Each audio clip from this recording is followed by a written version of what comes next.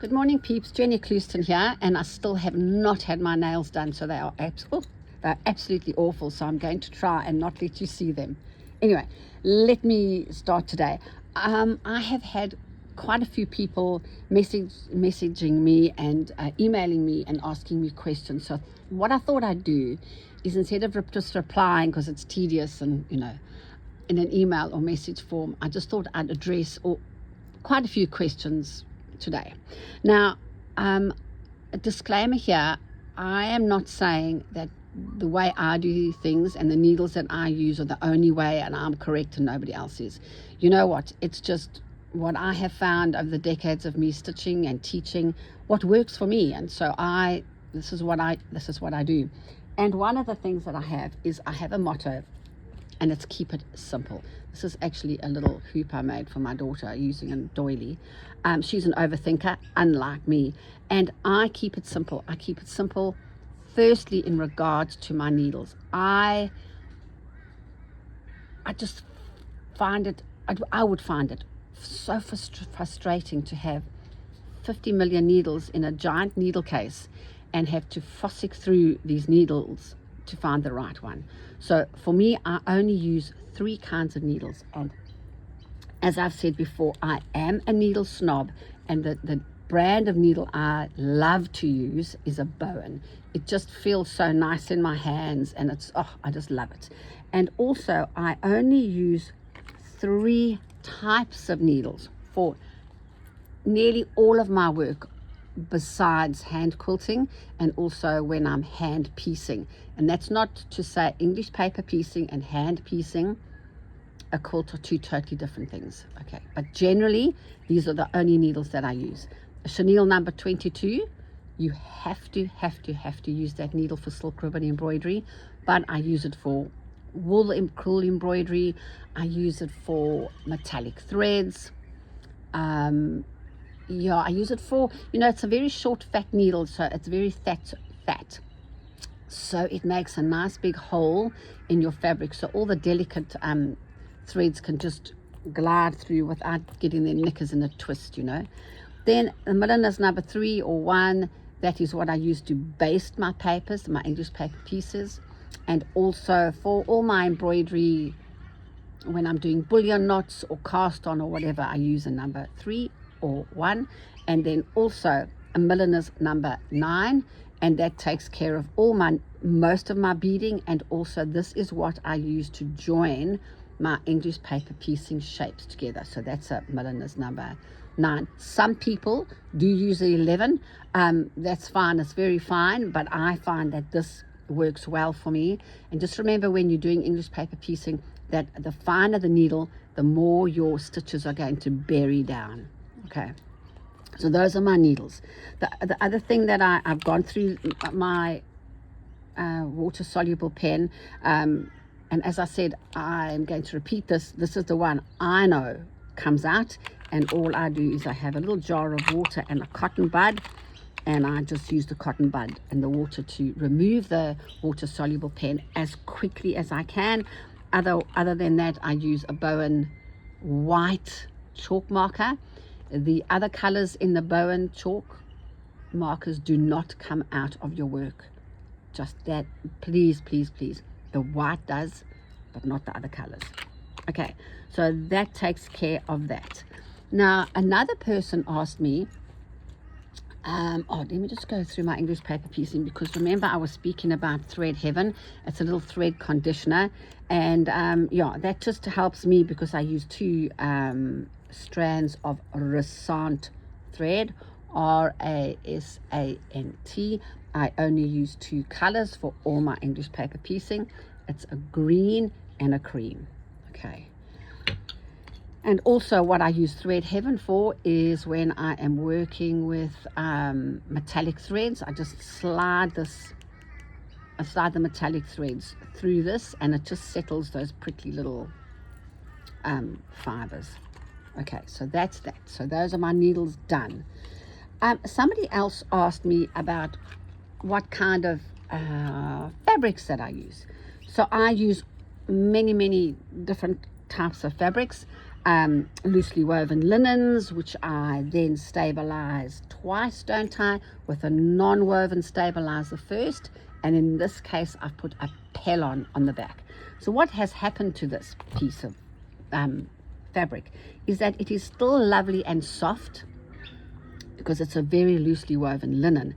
But if I did not stabilize this fabric, what would happen is it would buckle and distort. So I always stabilize my fabrics regardless, and then I decide if I'm going to use another form of stabilizing. I also use wool, men's suiting, and Jerry from Jerry Bellini, I don't get my knickers in a twist about this. I don't use 100% wool. Sometimes the men's suiting that I use and that I prefer is quite a stiffer, and there's more sort of polyester in it, or rayon. I just find that firm for if I'm making a clutch or something like that. And once again, it is stabilized with that non-woven stabilizer. I use linens. It is stabilized once again with this non-woven stabilizer. Ordinary cotton fabrics, love to use. Now, what else I was going to say? Yarn dyed Japanese fabrics. Oh my goodness, they are a joy, an absolute joy to work with. One fabric that I do not work with, and I really try and get my students to avoid using it, is batik fabric. Now, the reason why batik doesn't work for me and for most embroidery is the thread count is very, very high. So that means it's a very tightly woven fabric. And while the embroidery looks absolutely delicious, goeie genade, on the batik, it's just miserable to work with. Because of the high thread count, you really yank all your, it's just awful to work with. But as I said, if you're willing to persevere and whatever, be my guest. Yeah, it's another thing. Somebody asked me, and she said she's got the same thumbs as I do, and this is quite personal. I've got hypermobile thumbs, meaning they bend right over. I don't know if you can see. And our thumbs were meant to only do this, but mine can bend right over. And while I find this very, very handy, having this lovely flat platform, I can hold things very tightly and firmly, and right there is the problem, because as you can see, it's like a jaw of a crocodile. The wider, the more surface area you have to press down on, the more power or whatever you insert. So I get quite severe pain coming from my thumb all the way up past my shoulder into the side of my head. I know it sounds very weird, because as I said, I can apply so much pressure to this whole area here. So what I do, and my dog has chewed this, so it doesn't normally look so ragged, I wear a splint, especially when I'm doing English paper piecing. As you can see, holding the English paper piecing like that is very convenient, but it causes me issues. And this way, my thumb actually cannot bend over as much as it does there. So whoever asked me about that, and I get this from a hand therapist, I think you can get them online. Don't let your dog eat them because they get quite prickly. But that I find very, very handy for my hand. I don't actually often have issues with my hands, but especially when I'm hand piecing, that's when I'm doing it a lot. Okay, so that is. And now I think it was Marsha who sent me a message or an email about Brazilian threads, and I'm going to just chat to you very quickly about them. That there's quite a few differences with a Brazilian thread and an ordinary thread. First of all, it's a rayon thread. So normally your pearl number 8s and those kind of things, even your DMC, they're cotton, so they behave differently. Stranded cotton, there's very little twist in it, but your DMCs and your crochet cottons that we often use to embroider with, it's got a twist. This Brazilian thread or rayon thread has got a thing which is called a Z twist, and I don't know what that means. I just know that it's called that, and it sounds impressive when I say it. What you do have to remember to do is to find the correct end of the thread to thread. Okay, so as you know, all threads have got a right end to thread and a wrong end, but Some don't matter as much as this one does. So let's just talk about this. I'm just going to cut it off. And all you have to do, it's pretty simple. You're just going to grab the thread. You can see that that's a long one. And I'm just going to take this and give it a little bit of a twist. One end is going to fray way more than the other end. So clearly, this one here is the one I'm going to thread my needle onto. Bonk, bonk, bonk. And this one here is the one I'm going to knot. Simple. It's just as, please make sure that you do that. Also, once again, needles, needles, needles. Remember that Brazilian embroidery normally, traditionally, is a textured embroidery. It uses cast on, bullions, knots, needle weaving. And so you have to use a milliner's needle to, when you're using this thread. Also, there's a woman called Rosalie Wakefield, and she is the doyenne of anything Brazilian embroidery. Find her, Google her, get her books if you're interested in doing this specific kind of embroidery. I, however, use these threads in my work just as any thread. I just use stem stitch. I just use it as a normal thread. Another little tip that you can find, see, is, you know that little hair straightener that I use to press my ribbons to get them straight?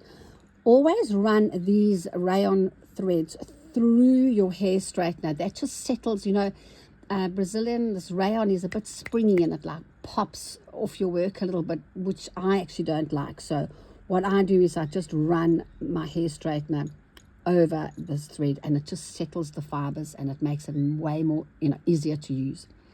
One other thing, which I think is quite important, you can see how in this image, the rayon thread has been rewound onto a piece of paper or another bobbin.